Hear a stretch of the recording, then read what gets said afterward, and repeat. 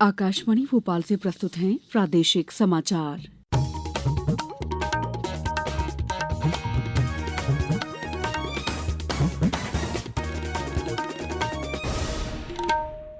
नमस्कार, समाचारों के साथ मैं दीपा सिंह। सबसे पहले मुख्य समाचार। राष्ट्रपति ने शिक्षक दिवस पर कल राष्ट्रीय शिक्षक पुरस्कार प्रदान किए। मुख्यमंत्री डॉ मोहन यादव आज प्राकृतिक आपदा से हुई फसल क्षति के प्रभावित किसानों के खाते में राहत राशि का करेंगे वितरण। प्रदेश भर में आज अनंत चतुर्दशी पर गणेश प्रतिमाओं का विसर्जन किया जाएगा और प्रदेश में भारी बारिश का दौर जारी। मौसम विभाग ने अगले 24 घंटों के दौरान प्रदेश के 22 जिलों में भारी बारिश की चेतावनी जारी की। अब समाचार विस्तार से। राष्ट्रपति द्रौपदी मुर्मू ने कल शिक्षक दिवस के अवसर पर नई दिल्ली के विज्ञान भवन में मध्य प्रदेश के 2 शिक्षकों को राष्ट्रीय शिक्षक पुरस्कार प्रदान किया। इस अवसर पर केंद्रीय शिक्षा मंत्री धर्मेंद्र प्रधान भी उपस्थित रहे। दमोह जिले की शिक्षिका शीला पटले को बच्चों को खेल खेल में आनंदमयी शिक्षा देने, महिला साक्षरता और समर तथा विंटर कैंप आयोजित करने जैसे उल्लेखनीय कार्यों के लिए सम्मानित किया गया। वहीं आगरमालवा जिले के शासकीय शिक्षक भेरूलाल ओसारा को बच्चों में नैतिकता और सृजनात्मकता को बढ़ावा देने, पर्यावरण संरक्षण हेतु इको क्लब और क्लैप क्लब के माध्यम से ठोस कार्य करने तथा साइबर सुरक्षा जागरूकता फैलाने के लिए राष्ट्रीय पुरस्कार प्रदान किया गया। राष्ट्रपति द्रौपदी मुर्मू ने दिल्ली में शिक्षक दिवस पर शासकीय संभागीय आईटीआई भोपाल के प्रशिक्षण अधिकारी राजेंद्र मालवीय को राष्ट्रीय शिक्षक पुरस्कार 2025 से सम्मानित किया। ये सम्मान उन्हें दीर्घ अवधि इंजीनियरिंग ट्रेड श्रेणी में सर्वश्रेष्ठ कौशल प्रशिक्षक के रूप में उत्कृष्ट योगदान के लिए दिया गया। कौशल विकास और रोजगार राज्य मंत्री गौतम टिटवाल ने उन्हें बधाई और शुभकामनाएं देते हुए कहा कि श्री मालवीय ने अपनी मेहनत और प्रतिबद्धता से प्रदेश का गौरव बढ़ाया है। मुख्यमंत्री डॉ मोहन यादव ने कल पन्ना जिले के अमानगंज में आयोजित महिला सम्मेलन में 106 करोड़ से अधिक की लागत के विभिन्न विकास कार्यों का भूमि पूजन और लोकार्पण किया। इस अवसर पर मुख्यमंत्री ने कहा कि प्रदेश सरकार बहनों को आत्मनिर्भर बनाने के साथ युवाओं को भी सशक्त कर रही है। उन्होंने कहा कि राज्य सरकार आगामी 11 सितंबर को अपने स्कूल में टॉप करने वाले विद्यार्थियों को स्कूटी देने जा रही है। अच्छे नंबर से पास हो तो 75% से ऊपर वालों को लैपटॉप दे रहे हैं। और अभी 11 तारीख के दिन जो बच्चे स्कूल में टॉप आए उनको स्कूटी मिलेगी। स्कूटी जोरदार अभिनंदन करो अपनी योजनाओं के लिए। सरकारी योजनाओं में 1 लाख अलग अलग पद भर्ती कर रहे हैं। पुलिस के 22,500 पद, हर साल 7,500 हर जिले के अंदर भर्ती खोलने वाले हैं। मुख्यमंत्री डॉ मोहन यादव आज प्राकृतिक आपदा से हुई फसल क्षति के प्रभावित किसानों के खाते में राशि का अंतरण करेंगे। मुख्यमंत्री निवास समत्व भवन में वीडियो कॉन्फ्रेंसिंग के माध्यम से किसान हितग्राहियों से भी चर्चा करेंगे। संबंधित जिले के कलेक्टर और विभाग के अधिकारी भी वर्चुअली शामिल होंगे। मुख्यमंत्री डॉ मोहन यादव ने कहा है कि सरकार का संकल्प है कि सिंहस्थ 2028 श्रद्धालुओं की दृष्टि से सुविधाजनक, दुर्घटना विहीन, आवास, आवागमन, भोजन और अन्य व्यवस्थाओं के साथ श्रेष्ठ आपदा प्रबंधन का भी उदाहरण बने। मुख्यमंत्री डॉ यादव कल मुख्यमंत्री निवास समत्व भवन में सिंहस्थ 2028 की व्यवस्थाओं के संबंध में वरिष्ठ अधिकारियों से चर्चा कर रहे थे। इस अवसर पर मुख्य सचिव अनुराग जैन और पुलिस महानिदेशक कैलाश मकवाना सहित अन्य वरिष्ठ अधिकारी उपस्थित थे। मुख्यमंत्री ने कहा कि सिंहस्थ 2028 प्रतिष्ठापूर्ण आयोजन है। इसके लिए उज्जैन में पिछले 2 सिंहस्थ वर्ष 2004 और 2016 के दौरान पदस्थ रहे वरिष्ठ प्रशासनिक और पुलिस अधिकारियों के अनुभव का भी लाभ लिया जाए। इलाहाबाद में संपन्न महाकुंभ की व्यवस्थाओं का भी अध्ययन किया गया है। समाचारों में वक्त है ब्रेक का।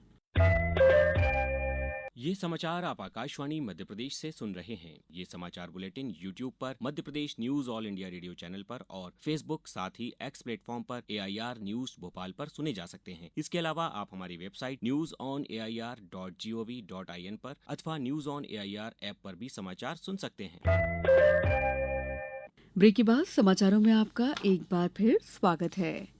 केंद्रीय अप्रत्यक्ष कर और सीमा शुल्क बोर्ड CBIC के अध्यक्ष संजय कुमार अग्रवाल ने अगली पीढ़ी के GST सुधारों को साहसी बताया है। उन्होंने आकाशवाणी समाचार के साथ बातचीत में कहा कि जन साधारण के हित सरकार की सर्वोच्च प्राथमिकता है। पहला उद्देश्य तो ये था कि हमें रेट 4 की जगह पे 2 करने हैं, एक स्टैंडर्ड रेट और एक मेरिट रेट। मैरिड रेट में कॉमन आदमी की रोजमर्रा की जरूरतों का सामान है, या हमारे कृषि में उसका महत्व है, या ऐसी हमारे जो इंडस्ट्री के सेक्टर्स हैं जो काफी मास एम्प्लॉयमेंट प्रोवाइड करते हैं, इसमें बहुत सारी एमएसएमई यूनिट्स, तो उन सबको ध्यान में रखकर इसके बारे में प्रपोजल बनाया गया और फिर ये प्रपोजल पिछली जो जीएसटी काउंसिल की मीटिंग हुई थी उसमें ये पारित कर दिया और ये लागू करने के लिए हमारे पास में है। 27वां सरस आजीविका मेला कल से नई दिल्ली के मेजर ध्यानचंद स्टेडियम में शुरू हो गया है। देश भर के राज्यों से स्व सहायता समूहों से जुड़ी 400 से अधिक ग्रामीण महिलाएं इस मेले में भाग ले रही हैं। इस वर्ष के मेले का विषय है लखपति दीदियों का निर्माण, सफल उद्यमी वोकल फॉर लोकल के चैंपियन बनने के लिए ग्रामीण महिलाओं का सशक्तिकरण। मेले का नेतृत्व लखपति दीदियां कर रही हैं, जहां उनके हस्तशिल्प, हथकरघा और खाद्य उत्पाद प्रदर्शित किए जा रहे हैं। ये मेला इस महीने की 22 तारीख तक चलेगा। भोपाल में the Indus entrepreneurs Madhya Pradesh द्वारा एंटरप्रेन्योर एआई समिट 2025 का आयोजन आज किया जा रहा है। समिट में सहकारिता, खेल और युवा कल्याण मंत्री विश्वास कैलाश सारंग समिट का शुभारंभ करेंगे। ये समिट उद्यमियों, स्टार्टअप्स, एमएसएमईज और प्रोफेशनल्स के लिए एक बड़ा अवसर है जो आर्टिफिशियल इंटेलिजेंस एआई का उपयोग कर अपने व्यवसाय को और अधिक स्मार्ट, तेज और स्केलेबल बनाना चाहते हैं। प्रदेश भर में आज अनंत चतुर्दशी पर गणेश प्रतिमाओं का विसर्जन किया जाएगा। इंदौर की गौरवशाली परंपरा के अनुसार इस वर्ष भी अनंत चतुर्दशी के अवसर पर शहर के विभिन्न मार्गों से झिलमिलाती झांकियां निकलेंगी। मंडला कलेक्टर सोमेश मिश्रा ने महाराजपुर संगम क्षेत्र के साथ ही जिले में नर्मदा नदी के तट पर भगवान श्री गणेश की प्रतिमा विसर्जन के लिए बनाए गए कुंड का निरीक्षण किया। शिवपुरी में भी गणेश विसर्जन चल समारोह का आयोजन होगा। इस दौरान गणेश प्रतिमाएं धूमधाम से निकाली जाएंगी। जिले के कस्टम गेट पर विभिन्न धार्मिक कार्यक्रमों का आयोजन भी किया गया है। इस दौरान देर रात तक गणेश प्रतिमा और चल झांकियां निकाली जाएंगी। इसको लेकर सुरक्षा व्यवस्था के भी खास इंतजाम किए गए हैं। नीमच में कलेक्टर हिमांशु चंद्रा के मार्गदर्शन में गणेश प्रतिमाओं के विसर्जन को लेकर तैयारी की गई है। इसी तरह भोपाल, ग्वालियर, जबलपुर में भी चल समारोह के लिए तैयारियां पूरी कर ली गई हैं। पुरुष एशिया कप हॉकी के सुपर 4 चरण के मैच में आज भारत का सामना चीन से होगा। ये मैच शाम 7:30 बजे से बिहार के राजगीर अंतर्राष्ट्रीय स्टेडियम में खेला जाएगा। एक जीत और एक ड्रॉ के साथ भारतीय टीम 4 अंक अर्जित करके अंक तालिका में शीर्ष पर है। टूर्नामेंट में अब तक अपराजित भारतीय टीम इस बार एशिया कप खिताब की प्रबल दावेदार है। बृहस्पतिवार को भारतीय टीम ने सुपर 4 चरण के मैच में मलेशिया को 4-1 से हराया। एक अन्य मैच में कोरिया का सामना आज शाम 5 बजे मलेशिया से होगा। प्रदेश में भारी बारिश का दौर जारी है। पिछले 24 घंटों के दौरान प्रदेश के सभी संभागों के जिलों में अधिकांश स्थानों पर बारिश दर्ज की गई। मौसम विभाग ने अगले 24 घंटों के दौरान प्रदेश के 22 जिलों में भारी बारिश की चेतावनी जारी की है। रतलाम, झाबुआ, मंदसौर और नीमच जिलों में भारी बारिश का ऑरेंज अलर्ट है। वहीं सीहोर, राजगढ़, नर्मदापुरम, बैतूल, हरदा, खंडवा, खरगोन, बड़वानी, अलीराजपुर, धार, इंदौर, देवास, उज्जैन, शाजापुर, आगर, गुना, श्योपुरकला और नरसिंहपुर जिलों में भारी बारिश का येलो अलर्ट है। अगले 2 दिन तक प्रदेश में तेज बारिश का दौर जारी रहने की संभावना है। इंदौर जिले में लगातार हो रही बारिश के चलते जिले के सभी शासकीय, अशासकीय शिक्षण संस्थाओं में आज अवकाश घोषित किया गया है। अब कुछ समाचार संक्षेप में। गुना जिले के अस्पतालों में लापरवाही की खबरें आने से मुख्य चिकित्सा एवं स्वास्थ्य अधिकारी द्वारा औचक निरीक्षण कर कार्रवाई की जा रही है।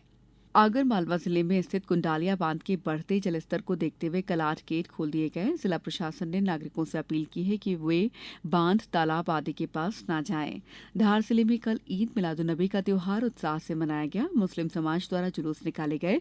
जुलूस में बच्चे, युवा और बुजुर्गों ने बढ़ चढ़कर हिस्सा लिया। नर्मदापुरम जिले में महिला और बाल विकास विभाग द्वारा संकल्प hub for empowerment of women और पोषण अभियान के अंतर्गत जिला तथा ब्लॉक समन्वयकों की 1 दिवसीय संभाग स्तरीय प्रशिक्षण कार्यशाला का आयोजन किया गया। जबलपुर में राष्ट्रीय नेत्रदान पखवाड़े के अंतर्गत आयोजित कार्यक्रम में नेत्रदान दाताओं के परिवारों को सम्मानित किया गया।